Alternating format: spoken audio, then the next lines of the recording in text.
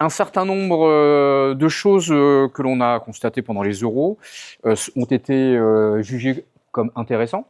D'autres, évidemment, il y a un certain nombre de choses à corriger qui sont assez classiques en terminale, en début, sur les premiers oraux.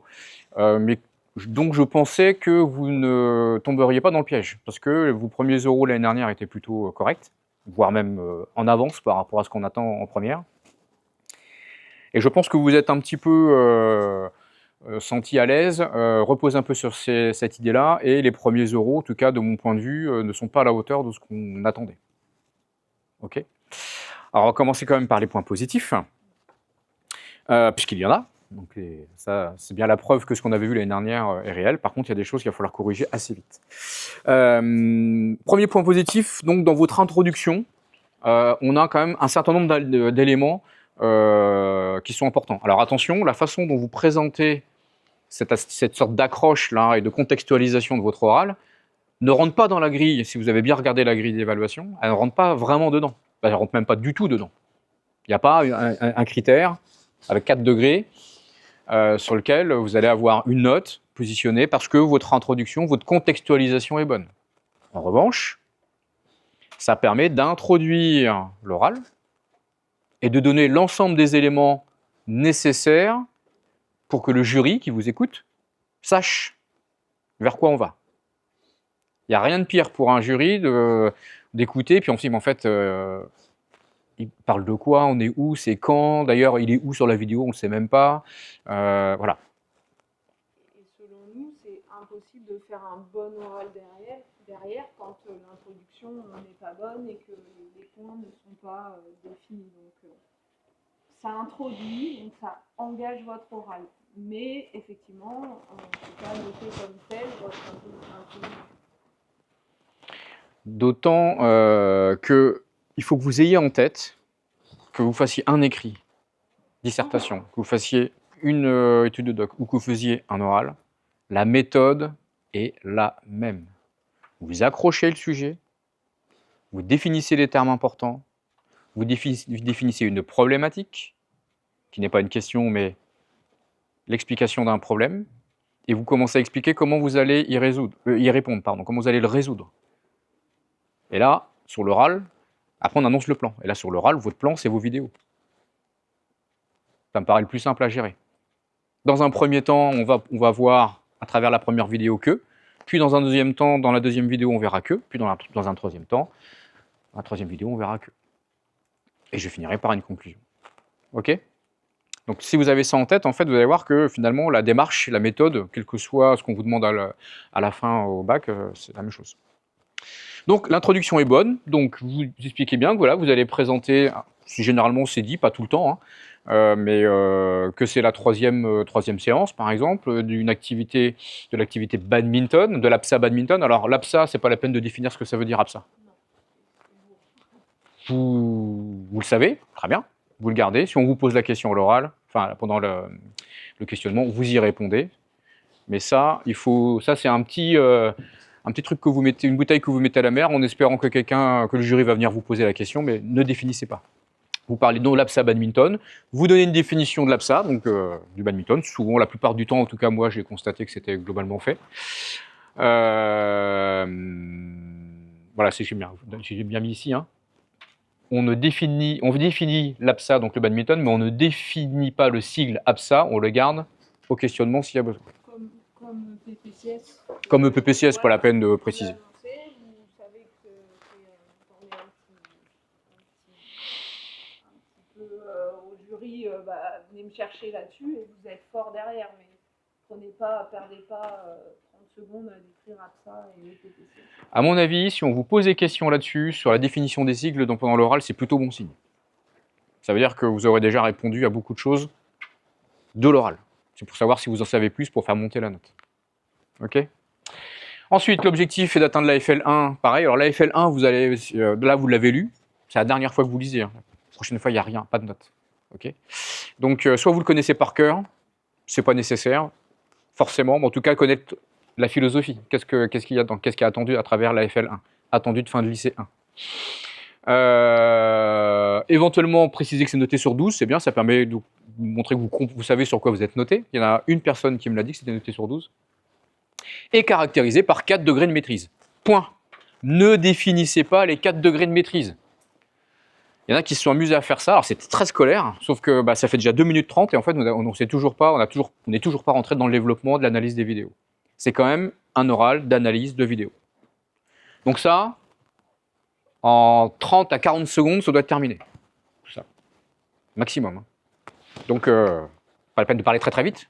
Par contre, si votre oral est maîtrisé, structuré, vous savez ce que vous avez à dire. Tac, tac, tac, tac, tac, tac, tac. Ça va assez vite.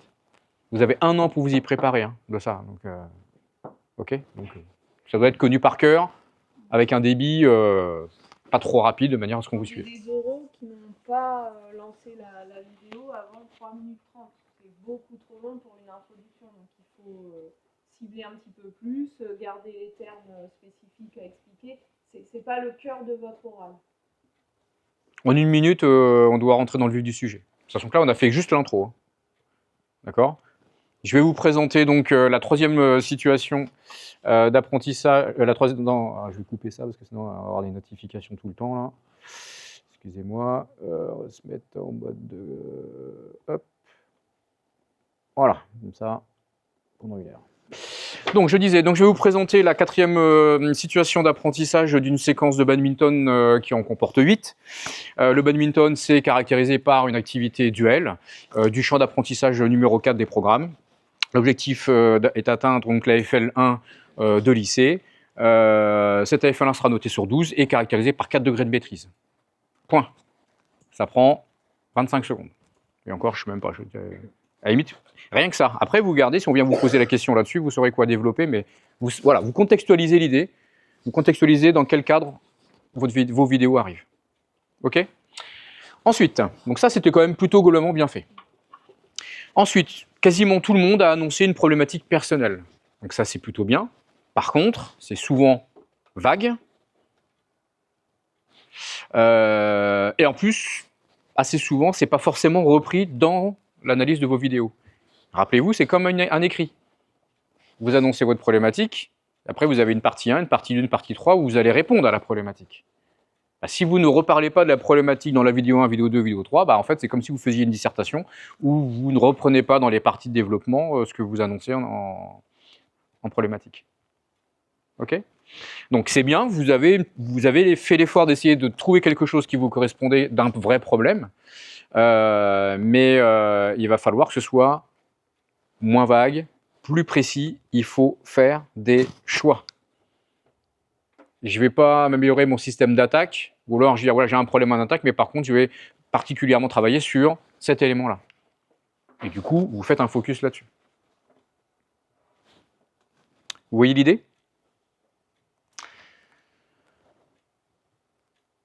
Du coup,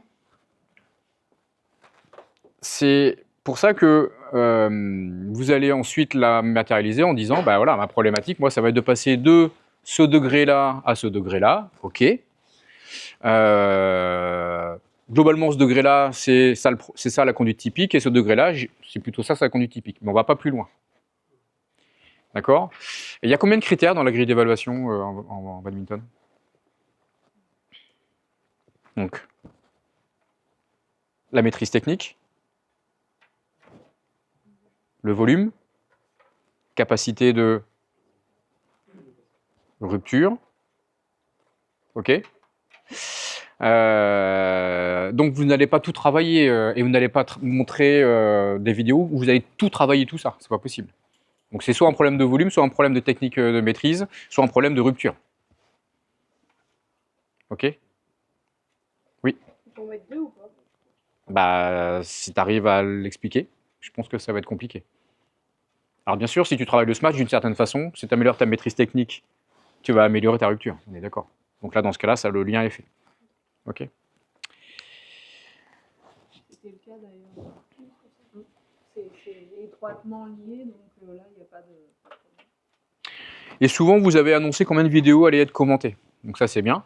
Mais bien resitué, comme à l'expliquer comme un plan, en fait. D'accord ? Ça veut dire que quand vous dites, il va y avoir 3 vidéos, Peut-être que vous pouvez dire, bah, c'est quoi l'idée de la problématique de la vidéo, par exemple. Dans un premier temps, on va voir dans une situation de référence mon degré de maîtrise initial. Puis dans la deuxième vidéo, on va voir comment je travaille et je propose des solutions pour résoudre mon problème. On est toujours en lien avec la problématique. Puis, par exemple, en troisième vidéo, on va voir dans une situation de référence à nouveau de match ou de match à thème, on va voir en quoi ma problématique a évolué ou pas. Ça permet de donner un petit peu de sens, un petit peu de... Et surtout, le jury commence à dire, ah ok, donc il ou elle a dit qu'il avait ce problème-là, il doit passer de là à là, il a fait le choix de travailler là-dessus, ok, on va voir d'où ça part, on va voir ce qu'il va faire, on va voir comment ça finit. Au moins, on sait vers quoi on va, c'est confortable pour le jury, et puis pour vous, ça montre que vous avez structuré votre oral et que c'est clair pour vous. Ok?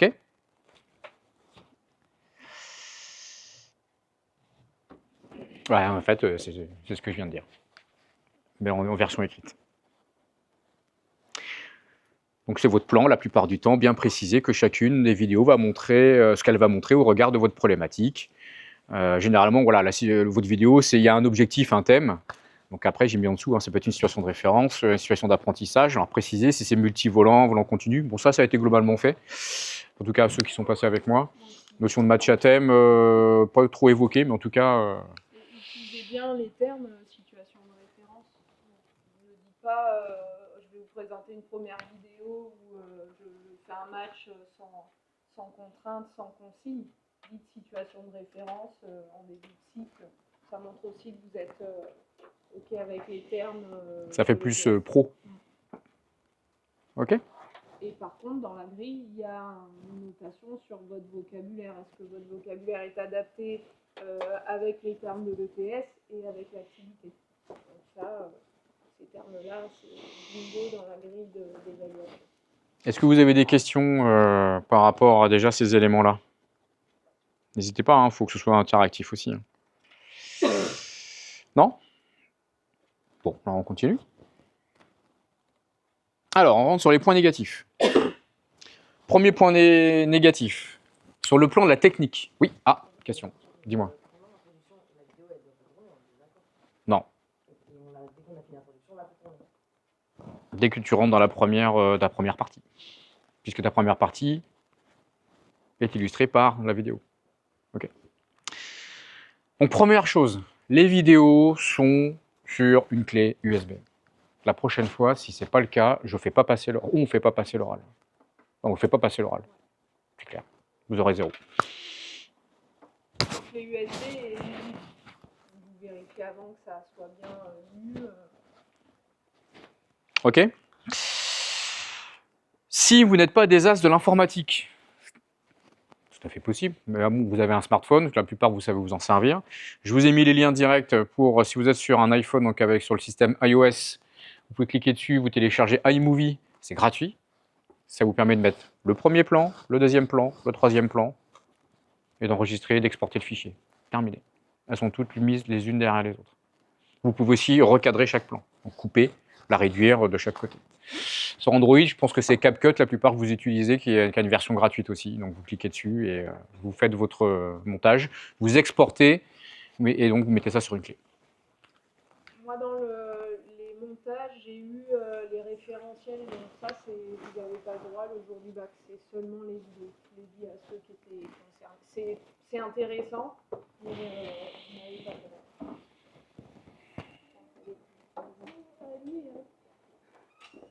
Bonjour. Donc vous allez vous former sur le plan technique. Après, si vous êtes en difficulté et que vous n'avez personne à la maison pour vous aider, entraidez-vous déjà.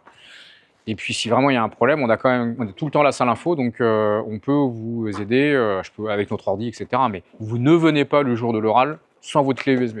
Et si vous n'avez pas de clé USB, ça coûte que dalle maintenant, vous en prenez une. Après, en termes de capacité, si vous en faites plusieurs, et vous allez peut-être en faire plusieurs, vous prenez peut-être une 8 Go quand même. Bon, vous ne prendrez pas 8 Go, mais de toute façon, maintenant, je crois qu'elles sont toutes minimum à 8 Go octets. Donc, 3 minutes de montage maximum? Ouais. 1 à 3 minutes. Alors, par contre, on va y revenir, mais si vous faites une vidéo de 3 minutes, elle est exploitée. Parce que sinon... Ok, alors ensuite, point négatif sur le plan de la présentation. Alors justement, que le cours est bien fait. On a eu plusieurs cas où la vidéo elle tourne. Puis on est là, on attend. Bon, peut-être qu'à un moment donné, il ou elle va dire quelque chose. Ou alors, là, on peut voir. Voilà, donc on a pu voir que, bah non, on n'a rien vu du tout. On n'a rien vu. Et ça, c'est, en plus, non seulement on n'a rien vu, alors parfois il y a peut-être des choses à voir que nous on voit parce qu'on est expert, mais en plus, parfois on n'a rien vu parce qu'en plus il n'y a rien à voir. Les vidéos sont catastrophiques. Elles ne servent absolument pas à ce que vous voulez ce que vous avez annoncé en problématique. Mon problème, ça va être de résoudre le volume de jeu, ok, bon, pourquoi pas. J'ai un problème de volume de jeu, ok. On ne sait pas ce que c'est le volume de jeu, mais en tout cas, bon, ok, admettons. Et puis on voit une situation de match où, en fait, déjà, il n'y a pas deux coups qui s'enchaînent, donc les volants sont toujours par terre. Il y en a qui sont en train de prendre le volant et qui font des machins, des trucs. Plaisanter, hein, c'est juste une blague. Et ça, on en a vu beaucoup. Avec un temps, un temps perdu de 20 secondes entre le premier service et le deuxième service, parce qu'il y en a qui discutent, qui fait je sais pas quoi. Vidéo inutilisable. Donc ça, semaine prochaine déjà, on va en reparler lundi, mais il va falloir se mettre en tête de refaire des vidéos. Oui. Alors attention, c'est 3 séquences non montées. Donc ça veut dire que si tu coupes, tu pourras pas, et que tu veux, sur la même séquence, tu coupes 10 secondes et que tu mets 20 secondes derrière, tu en as déjà 2. Donc après qu'elle soit un peu longue et que ça tourne et que tu l'exploites pas, mais toi tu dois savoir à quel moment, à quelle minute, il va falloir faire stop. Parce que là, j'ai un truc à... Ah, là, vous allez voir. On va voir dans les 10 secondes qui viennent que... Et là, tu fais tourner et tu commentes en même temps. Mais on va en parler de ça.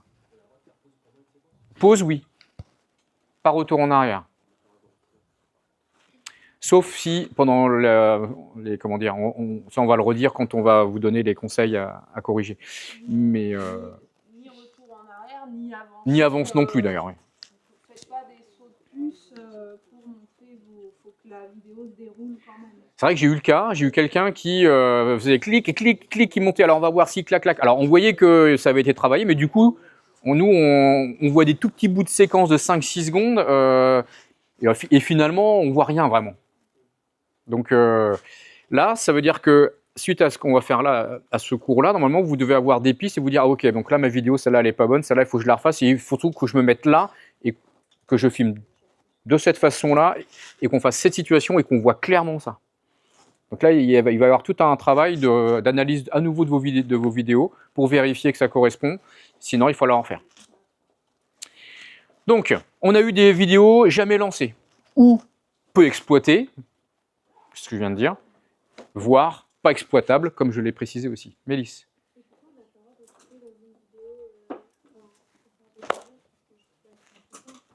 C'est le cadrage national du bac qui est comme ça. On ne peut rien faire. Ah bah ça se voit puisque tu passes d'un plan à l'autre.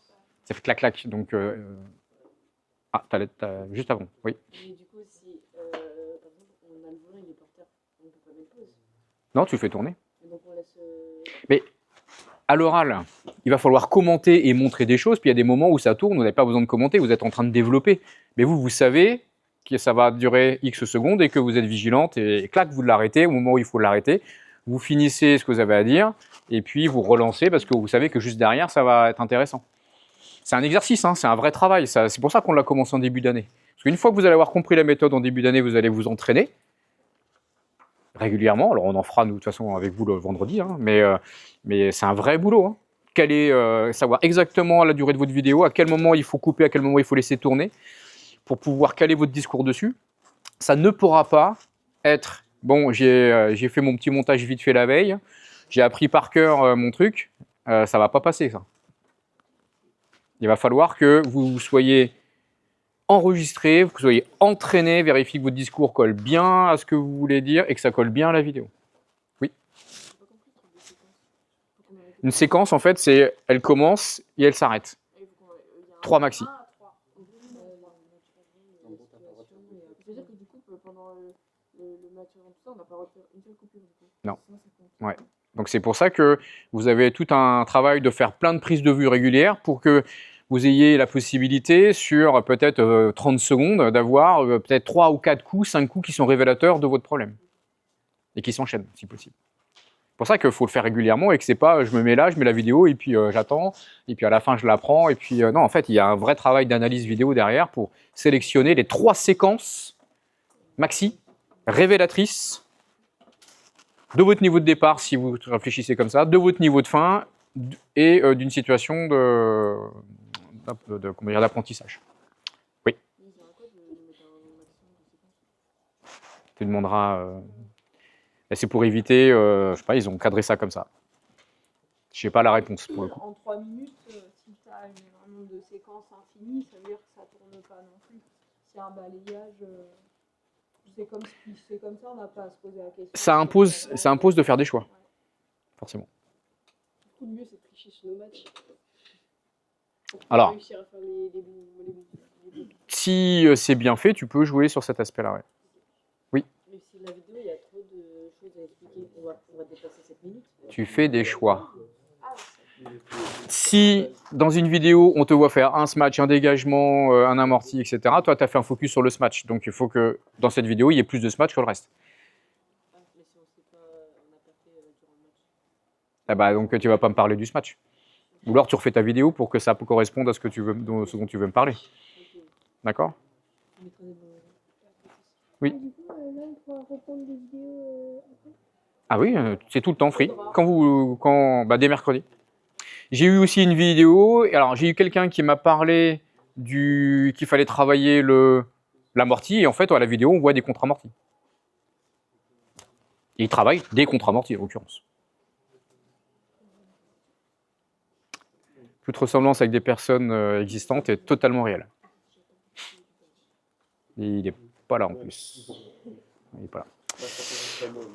Ok. Ensuite, la plupart, vous avez fait un focus sur un coup technique. C'est pas idiot. La moindre des choses dans une copie ou d'un oral, c'est que quand vous parlez d'une définition, enfin, vous parlez d'une situation, ou vous parlez d'une notion, ou là, en l'occurrence d'un coup, c'est de donner la définition. Pourquoi on vous a fait travailler, d'après vous, de faire des fiches sur un coup technique? On vous a demandé d'aller chercher c'est quoi le coup technique, c'est quoi? Il commence où, il arrive où, comment on le fait, quels sont les critères de réalisation, et en plus il va falloir que vous la mettiez en œuvre face aux autres. Pourquoi d'après vous on vous fait faire ça? Il faut faire des liens quand même entre ce qu'on vous fait faire et puis ce qu'on vous demande à la fin. Il y a un lien, on ne vous fait pas ça pour le décor. C'est parce que en faisant ça, normalement, vous avez compris que si vous avez un problème et que c'est un problème technique, il va falloir que vous soyez capable d'aller chercher la définition de ce coup pour pouvoir expliquer pourquoi vous allez travailler de cette façon-là. Mélisse?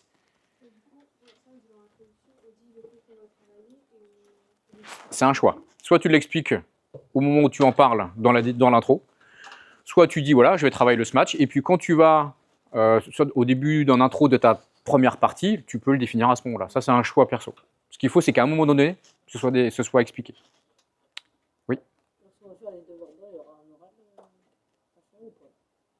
Des oraux, tu vas en faire toute l'année. Donc. Il n'y a pas d'oraux blanc au même Non. titre qu'un écrit blanc, mais on en fera. Non, mais en fait, nous, on en fera.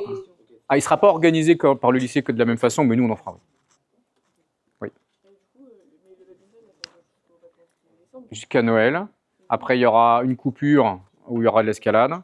Puis, et on reprendra entre février et mars. Oui, tu auras encore une séquence. Tu pourras. Et puis de toute façon, on ne s'interdit pas de venir faire des vidéos de l'entraînement supplémentaire pendant l'association sportive. Hein. Évidemment. Notamment s'il y en a qui veulent partir sur la musculation, déjà. Bien. Donc là, le fait de ne pas avoir défini le coup, donc c'est un problème méthodologique, mais en plus c'est un problème de travail parce que vous auriez dû le préparer, vous auriez dû l'anticiper. Au niveau du commentaire, donc, le plus gros problème, c'est que vous n'utilisez pas d'indicateurs qui permettent de justifier que votre problématique est bonne. Alors, qu'est-ce que c'est qu'un indicateur? On y revient. Alors, ça on va le faire après. Un indicateur, c'est ce qui me permet de voir que. Si je m'adresse à Florine, je vais lui dire, voilà, moi j'ai un problème au smash. Florine, tu peux le voir parce que regarde là. J'ai un problème au smash parce que je ne lève pas mon coude. Regardez, on peut le voir ici. Sur ce match-là, cet indicateur où le coude pas levé, il est là. Sur cette séquence-là, il est là. Ensuite, deuxième vidéo, on travaille. Le critère de réalisation, c'est le coude levé. On peut voir là que je fais l'effort de mettre le coude levé. Encore mieux, pour être sûr d'avoir le coude levé, je me mets la raquette dans le dos, comme si je me grattais. Comme ça, je suis sûr qu'au début de mon geste, le coude est levé. Ça, c'est une régulation ou une consigne pour aider à avoir le coude levé. OK ? Et à la fin, troisième vidéo, on voit un match. On voit que sur mes matchs, mon coude est plus levé. J'ai bien utilisé un indicateur. L'indicateur, c'est coude levé. Et c'est cet indicateur qui permet de dire je suis bien dans ce degré-là au départ sur ce match, je le travaille et je suis bien arrivé à ce degré-là, enfin pas à ce degré-là, mais en tout cas à avoir le coude levé. Entre parenthèses, c'est pas parce que d'un seul coup j'ai le coude levé et que je fais un meilleur match que j'ai atteint forcément le degré total, complet, hein, on est d'accord. Par exemple, passer d'un degré 2 à un degré 3, c'est passer d'un degré 2 sur les 3 critères du référentiel aux 3 autres critères dans le degré 3. Parce que le SMATch, c'est d'un tout petit élément d'un des critères, qui est la maîtrise technique sur la rupture. Je suis clair ou pas là? Je suis pas sûr. Si? Un degré, c'est en match, globalement, ma conduite typique, sur le plan du volume de jeu, je suis comme ça, sur le plan de l'attaque, je suis comme ça, sur le plan de la maîtrise technique, je maîtrise ces coups-là. Là, je suis globalement dans ce degré. Je peux très bien être globalement dans ce degré et avoir une maîtrise du SMATch du degré 4. Hein. Mais je suis quand même degré 3. Parce que j'ai juste un petit élément du degré 4 que je maîtrise un peu mieux que d'autres. Est-ce que je suis plus clair? N'hésitez pas à dire. Et vous, est-ce que je suis plus clair? Pour intégrer pleinement non le degré 4, il me restera à travailler tel point, tel point, tel point. Mais j'ai déjà enclenché ce point-là du degré, mais c'est pas une maîtrise pleine. Vous ne pouvez pas être degré 4 parce que vous avez démontré que vous êtes meilleur en amorti. Le degré 4, c'est une globalité de compétences. Je reprends un exemple par rapport à ça. Le degré 4 en volume de jeu. Je suis capable d'envoyer les volants sur tout le terrain adverse. Effectivement, je suis capable de le faire. Pour autant, être capable de finir le point sur un smash ou sur un kill, par exemple, ça, j'ai du mal à le faire parce que j'ai un problème technique sur le smash et sur le kill. Donc ça veut dire que sur un critère volume de jeu, je suis degré 4. Mais sur la maîtrise technique et de la rupture, je suis sur le degré 3 ou 2. C'est ça que je veux dire. Donc c'est pas parce que d'un seul coup en smash, grâce à ce que vous avez montré la vidéo, je maîtrise mieux le smash, que je suis forcément dans le degré 4 pour autant. Parce que peut-être que mon volume de jeu, lui, il est au degré 3. On n'est jamais complètement dans un niveau. On est globalement dans un niveau. Donc vous ne pouvez pas dire que grâce à votre vidéo qu'on a vue et au travail que vous avez fait, comme vous réussissez 7 sur 10 ce match, eh bien que vous êtes passé degré 4. Bah non. Sur le smash, vous avez progressé. Mais peut-être qu'il y a sûrement encore d'autres choses pour être complètement degré 4. Est-ce que c'est clair ça? C'est plus clair? Enzo? Est-ce qu'on peut être en demi-degré? Oui, des fois vous êtes entre 2 degrés. Est-ce qu'on peut le dire ça? Oui, bien sûr. Oui, mais pas 3, tu dis Ah oui, tu dis pas je suis 3,5. Ouais. Non, tu dis pas ça. Je suis entre les 2 degrés 2 et 3. Explique pourquoi. Sur quel plan tu es dans le degré 3, sur quel plan tu es dans le degré 2, et voilà, voilà. Mélisse.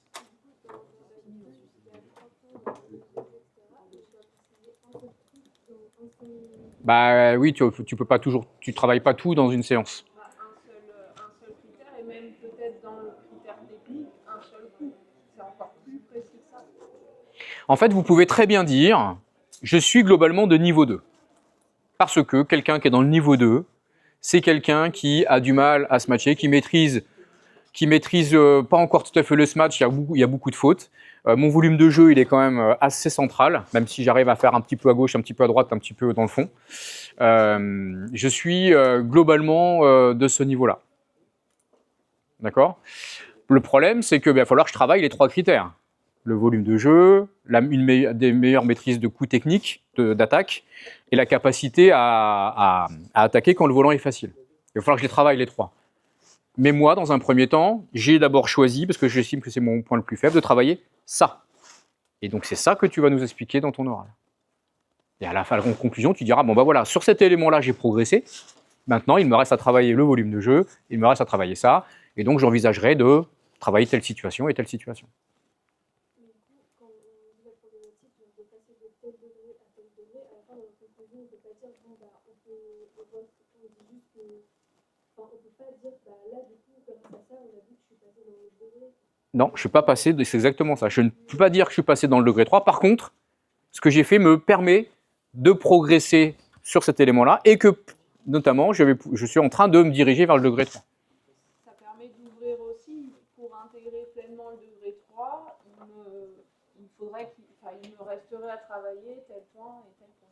Ça ouvre sur d'autres perspectives. OK?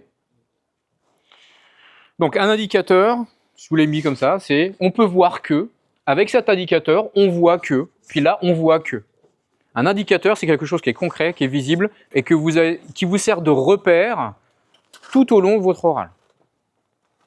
Vous pouvez en prendre plusieurs. Il y a des indicateurs de deux natures différentes. Oui. Ça peut être un critère de réussite, du coup. Ils sont liés aux critères de réussite, forcément à un moment donné. Si je reprends l'exemple smatcher coup de haut et que je fais un exercice spécifique de ce match, par exemple un multivolant, eh bien, on va regarder combien de fois j'ai fait un smash avec le coup de haut. Donc là, c'est un critère. Non, critère de réussite, mais il est comment? Il est qualitatif ou quantitatif? Qualitatif parce qu'on regarde quelque chose de précis, et il est aussi quantitatif si j'y arrive X fois. J'ai réussi 7 fois sur 10, donc sur le plan de la quantité, on peut dire que c'est mieux, mais j'ai réussi parce que j'ai le coup de haut. Donc là, on a vérifié que j'avais le coup de haut, donc ça c'est qualitatif, et on vérifie combien de fois j'y arrive, c'est quantitatif. Il faut qu'il y ait les deux. Parce que si je fais un multivolant, que je fais 10 matchs, que les 10 matchs sont bons, mais que j'ai toujours le coude bas, donc sur le plan de la réussite du match, c'est OK, mais sur le plan de la maîtrise technique, ça n'a pas bougé. Donc sur le plan qualitatif, j'ai pas évolué. Sur le plan quantitatif, c'est bon. Je suis clair ou pas? Donc il faut vraiment jouer sur cette... Mais là, c'est quand... Attention, les critères, c'est quand vous rentrez dans une situation d'apprentissage. Là, on vous donne un indicateur visuel au jury et qui vous sert un peu comme loupe pour montrer votre problème. Si vous utilisez le volume de jeu, vous avez un problème de volume de jeu, vous n'arrivez pas à envoyer loin dans le fond, vous n'arrivez pas à envoyer trop suffisamment proche devant. Quel indicateur on peut utiliser? Visible. Oui. Non, oui. Ah, le placement de l'adversaire. Qu'est-ce qui doit être le placement de l'adversaire? C'est important parce que là, c'est ce que vous ne savez pas faire et que là, on est en train de résoudre le problème. Enfin, de commencer à le résoudre. Tu peux redire plus fort, s'il te plaît?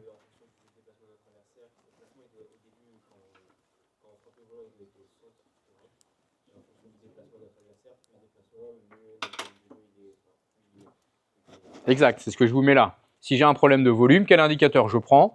Il y en a plusieurs. Donc là, tu m'as dit les déplacements de mon adversaire.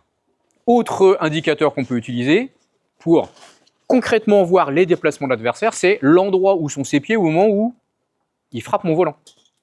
Je lui envoie le volant, on regarde, il frappe. Ah, il avait le pied là. Donc on peut voir à la vidéo que là, regardez, là il est là, quand il frappe. Ensuite, j'envoie le volant là, il est là. Donc on voit que je suis sur ce volume de jeu là. C'est visible, on prend un indicateur clair. Ça prouve, ça atteste ce que vous dites.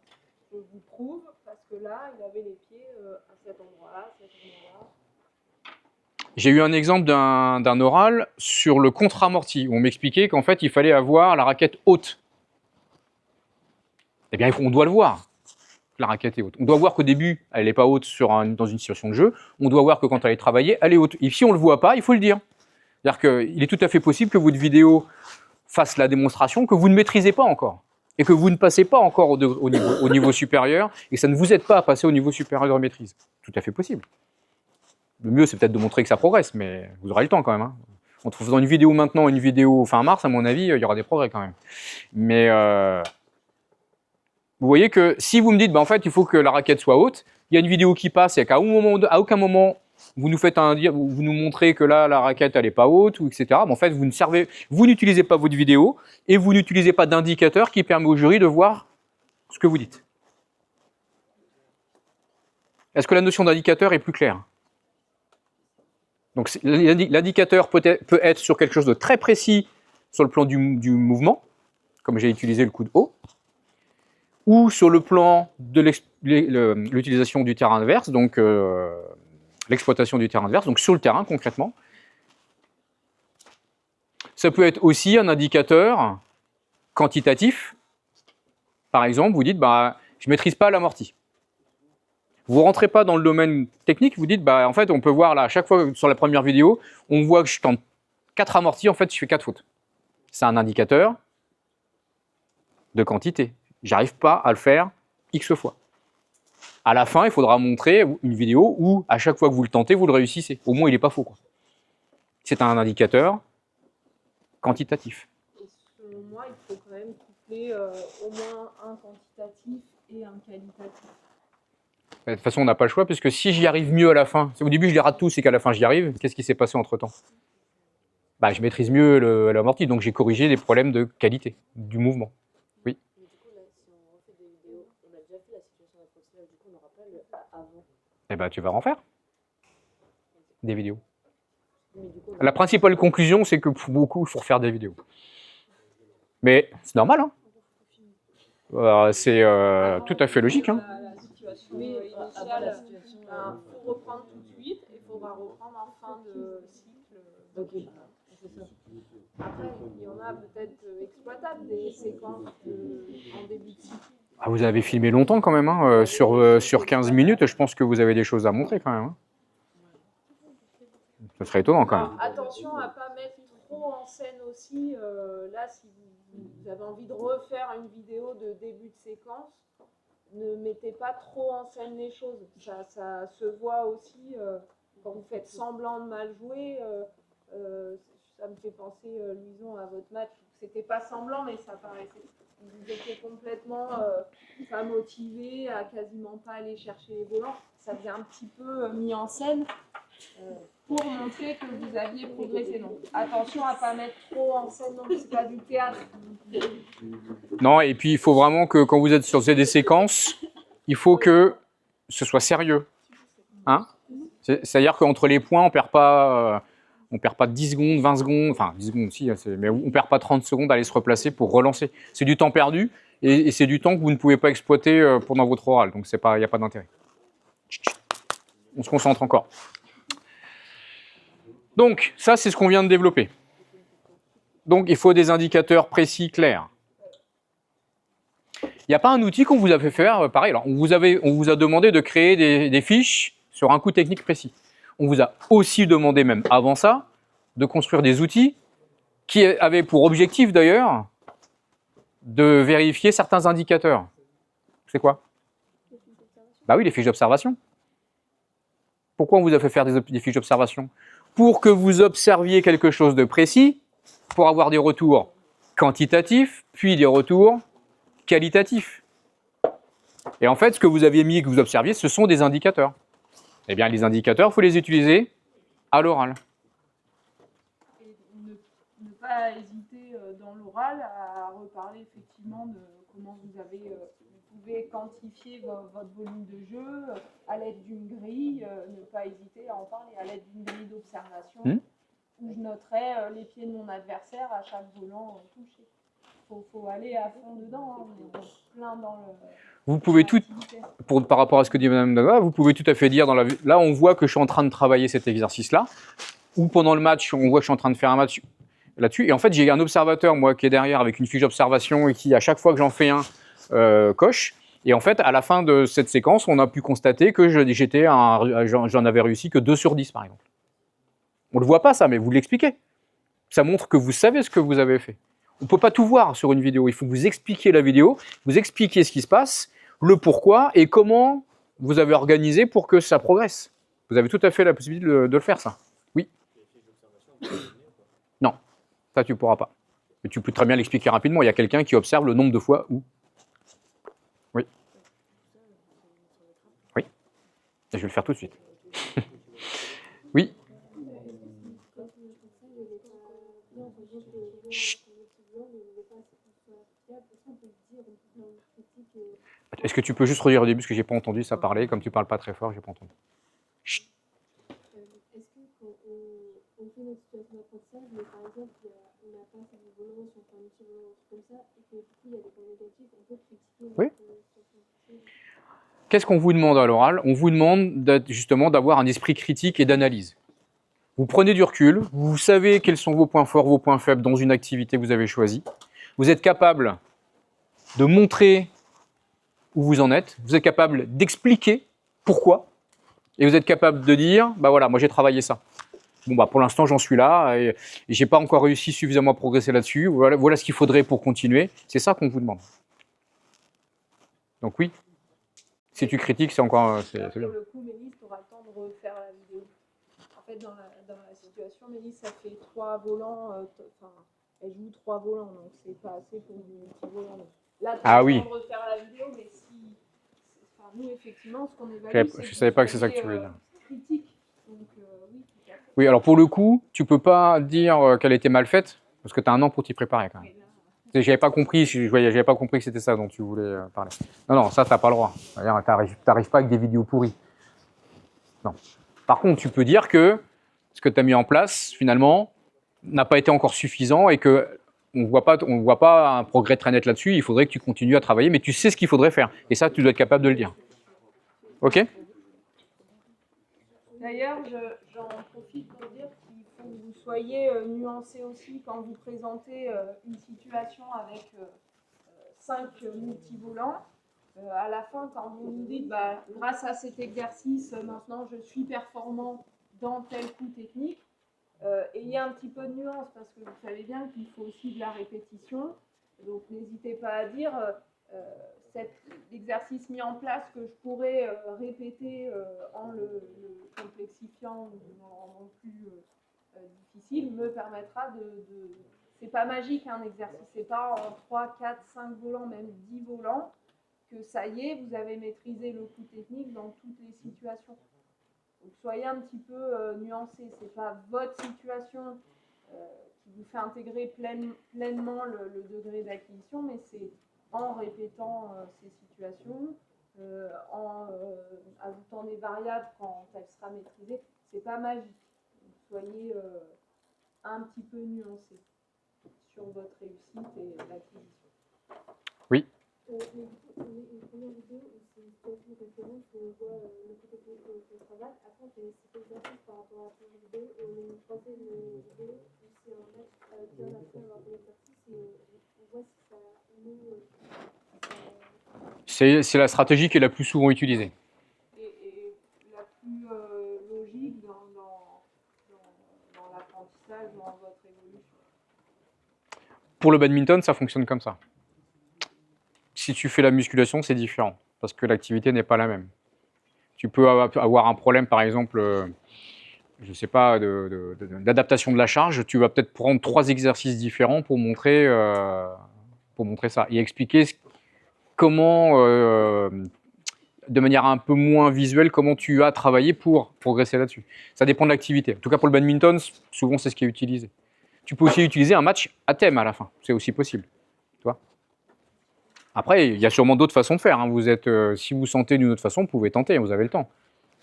Vous pouvez aussi mettre une situation d'apprentissage, une situation avec une évolution de situation d'apprentissage. Ça serait possible aussi.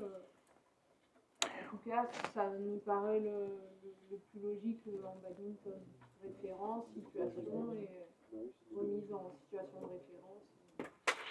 Je pense qu'à réfléchir, hein, je te le dis comme ça là, par rapport à ce que tu me dis, je pense qu'il est aussi possible effectivement de faire 2 vidéos de situation d'apprentissage différentes ou effectivement évolutives et de montrer le résultat final.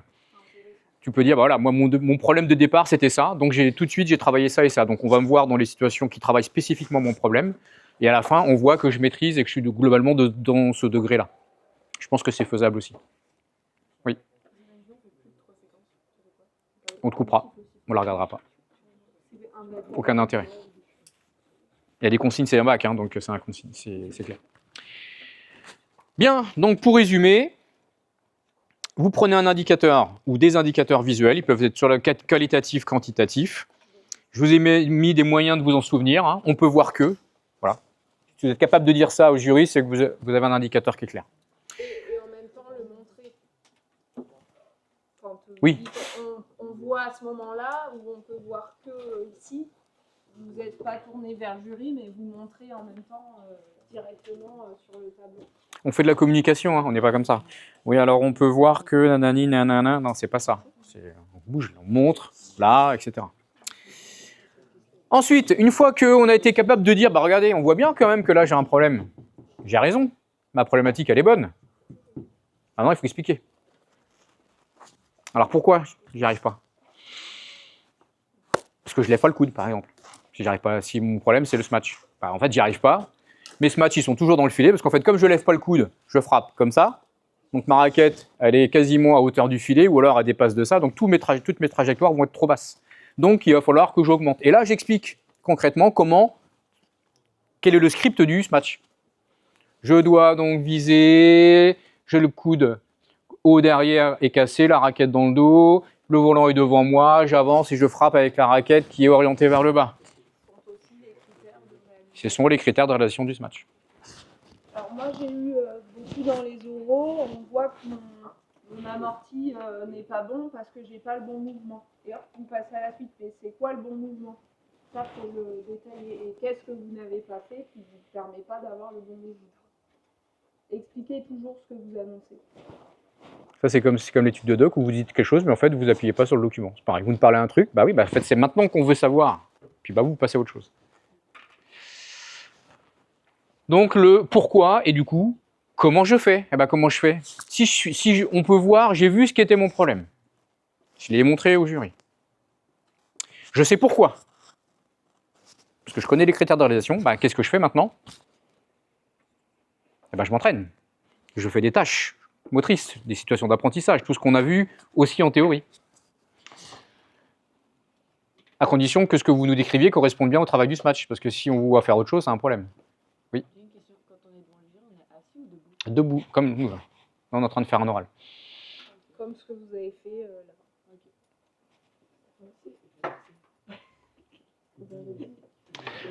Oui. Quand? Ouais, on va les mettre sur pronote. Donc, pour résumer, à corriger, en intro, on ne détaille pas tous les degrés dans l'introduction, c'est trop long. J'espère que ça vous l'avez compris. Ni APSA, ni EPPCS. Et le champ, à la limite, vous pouvez le garder aussi, mais si vous l'annoncez, champ 4, si on vient vous chercher, il faut que ça déroule et il ne faut pas se tromper. Ça veut dire quoi, CA? Le champ d'apprentissage 4, il y a quoi comme activité dedans? Mathéo? De confrontation, c'est pas assez précis. Individuel?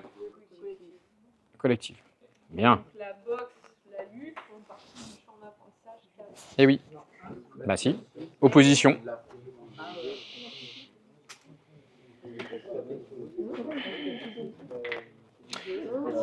Ensuite, un truc que vous n'avez pas suffisamment fait, et c'est vrai que là-dessus, montrer, enfin, pas pendant l'intro, vous pouvez pas montrer si vous l'avez pas lancé, mais bon, généralement, il y a la première, il y a la vidéo qui est pas encore lancée, généralement, on vous voit, montrer, et dites à l'oral, je suis celui ou celle qui est de ce côté-là du filet avec le t-shirt de telle couleur. Parce que quand on vous filme de haut, enfin, quand vous vous filmez de haut, quand vous vous filmez de haut ou sur le côté, selon le contre-jour, en plus dans la salle, on voit pas bien. Donc il faut préciser que je suis là, moi. C'est quand même plus simple. Parce que nous, on vous connaît, mais les jurys ne vous connaissent pas, ce seront des jurys de l'extérieur. On ne sera pas là. Hein. Ensuite, la problématique. Votre problème, il n'est pas vague, il n'est pas global, il ne porte pas sur tous les critères du référentiel. Vous avez peut-être plein de problèmes sur tout le référentiel, mais vous faites le choix de travailler là-dessus. Vous faites un choix. OK? Ensuite, vos vidéos, elles doivent être montées sur clé USB, elles doivent être pertinentes. Ça veut dire que pertinente, ça veut dire quoi pertinent d'ailleurs? On résume. Oui, Gatien. Oui, c'est bien. Non. C'était bien parti, mais ça a mal fini. Montrer ce qu'on parle. En français, c'est quoi? les vidéos sont en lien avec votre problématique. C'est-à-dire que ce qu'on voit, les indicateurs visibles, sont évidemment en lien avec votre problématique. Encore une fois, si vous me dites je dois travailler l'amorti, mais qu'on voit des contre-amortis. Et je rajouterais aussi la prise de vue est importante. Je ne sais plus qui avait comme indicateur la longueur de l'amorti. Et pris d'au-dessus, ça on ne voit pas très bien. Donc si vous avez ça en indicateur, il faut prendre de profil pour pouvoir dire effectivement, là mon volant est trop long. Donc, utilisez aussi la prise de vue pour justifier ce que vous démontrez. Donc les vidéos sont pertinentes, elles sont en lien avec votre problème. Vous avez des indicateurs visibles à l'écran que vous montrez avec votre doigt. Je vais mettre un critère. Avec votre doigt, si vous ne touchez pas le doigt, l'écran la prochaine fois, vous perdrez des points. Et autre chose, si vous avez choisi une situation d'apprentissage très fermée technique, notamment au début, il faut expliquer au moins un minimum à l'oral comment vous allez la faire évoluer même si on ne la voit pas à l'écran. Oui. Mais là, par exemple, pour l'oral, j'étais sur un ordi, du coup, je peux pas montrer vraiment. Ben, la prochaine fois, tu seras. Oui. Ah oui. Merci. Vous voyez pas. Bah, tu tournes et puis tu te montres, hein, tu fais. Prends des initiatives, n'aie pas peur. Bah oui. Tartine pas l'écran. Chut. Un focus, se concentrer sur. C'était quoi ta question, Enzo? Alors ça serait juste sympa de ne pas ranger vos affaires, fermer vos trucs quand on est encore en train de discuter devant vous. C'est plutôt irrespectueux.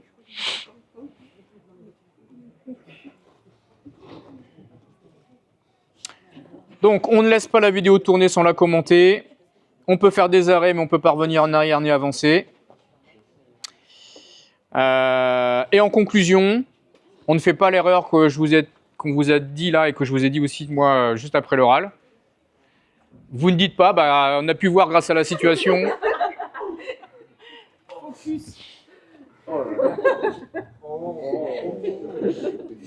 Oui, la synthèse vocale a ses limites. Hein. Pas le focus non plus.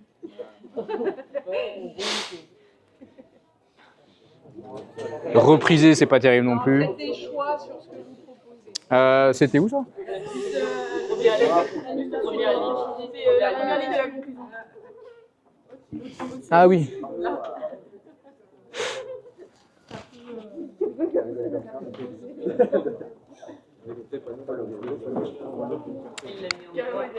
Ouais, je l'ai mis en gras, comme ça on ne pourra pas le rater. Dernière chose, ensuite on vous lâche, parce qu'on ne vous a pas encore donné l'autorisation de bouger. Vous allez relire ça tranquillement, je vous le mets tout de suite en ligne. Est-ce que c'est grave si l'indicateur que vous utilisez ne permet pas de voir de progrès à la fin d'une vidéo, d'après vous? C'est-à-dire, voilà... Chut. C'est bien, mais j'aimerais bien que tout le monde écoute. Donc, est-ce que c'est grave? Non, pourquoi? Voilà, et donc est-ce qu'on s'arrête là ou est-ce qu'on essaie d'aller plus loin?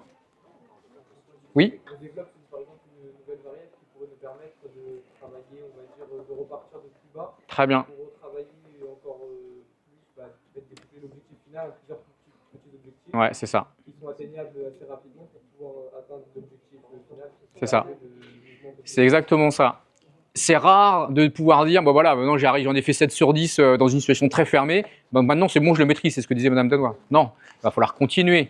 On va proposer des variables, parce qu'on sait qu'il va falloir être capable de le faire dans plusieurs situations, pas que quand il m'arrive qu'à droite. À droite, à gauche, quand je ne sais pas où ça part, tout ça. Donc ça, il va falloir l'expliquer, ces notions-là. Donc ça, c'est très important. N'oubliez pas que ce qu'on vous demande, c'est est-ce que vous comprenez ce que vous faites et vous savez quoi faire pour corriger les choses. Donc plus vous allez en dire là-dessus, mieux ce sera. Allez, bon week-end.